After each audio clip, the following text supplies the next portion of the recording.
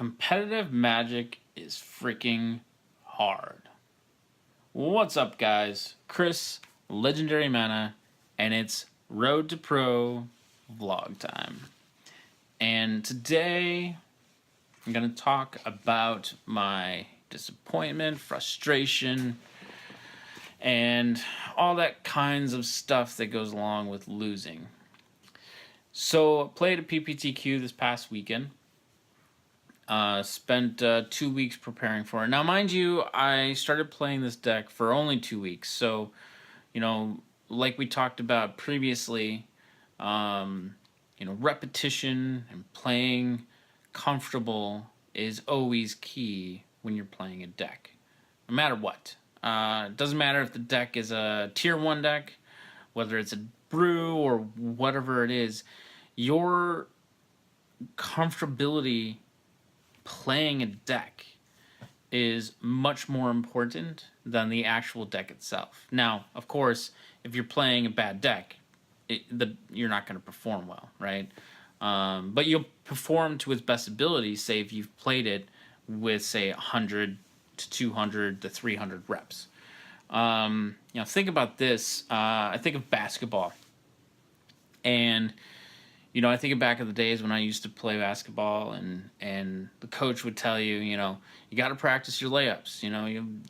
How many times you do a layup? You can do it 1,000 times, and you'll still miss once in a while.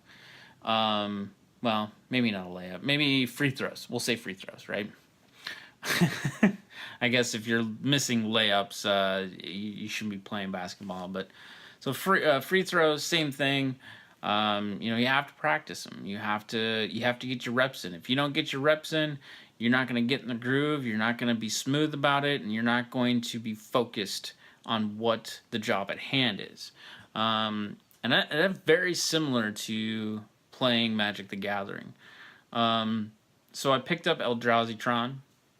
I kind of walked away from Abzan midrange, which was originally what I was going to play. It was either that or Bant Eldrazi. And I decided to go ahead and move forward and put together Eldrazi Tron, and I was really happy with it. I went 3-3, even though I lost on the PPTQ. I could have made less mistakes and probably would have made top 8. Just missed top 8. I missed my winning in on match 5, and I pretty much scrubbed out on match 6. I just wasn't drawing very well. Didn't matter what I did on match 6. I wasn't gonna win. But there's 2 matchups that I sort of wish I had back. Looking at it and thinking about it afterwards, and that was the match that I had for Affinity. I lost on game 3. I went to 3, and I kept a 1-lander when I shouldn't have. I basically kept a bad hand. But I had Pithing Needle in hand. I had Map. And I thought I'd be able to get my way out of it, draw into some lands and get through it. Unfortunately, that wasn't the case. By turn 5, it was time to pick up and go. So I learned my lesson there. I should have mulliganed. I thought I would have been able to draw myself out of it. So that's one lesson learned. Go with your gut. Don't sit there and try to make something happen, because making something happen, a lot of times it's not going to work, especially in a fast game with Modern. Don't do it. Don't do it. I shouldn't have done it. I did it anyways. The other thing is the other matchup that I felt like I should have won and I didn't, and that was Elves. But I think what happened there for me was I just drew into land a lot. So I didn't have good shuffles. I probably should have shuffled a little bit better, and it was lame. I lost to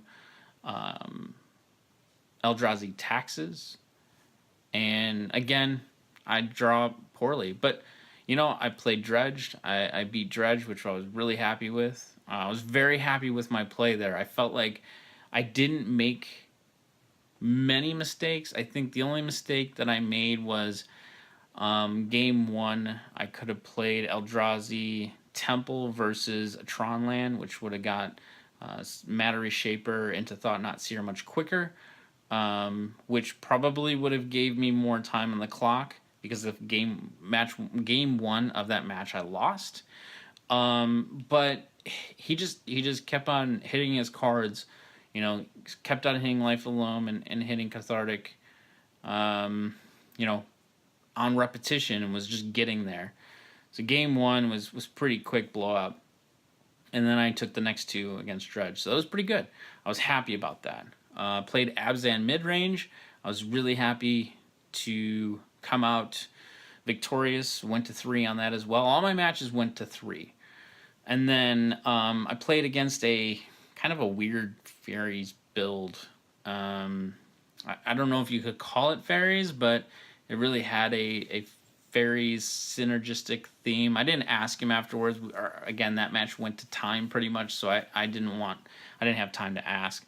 But anyways, enough of my rambling.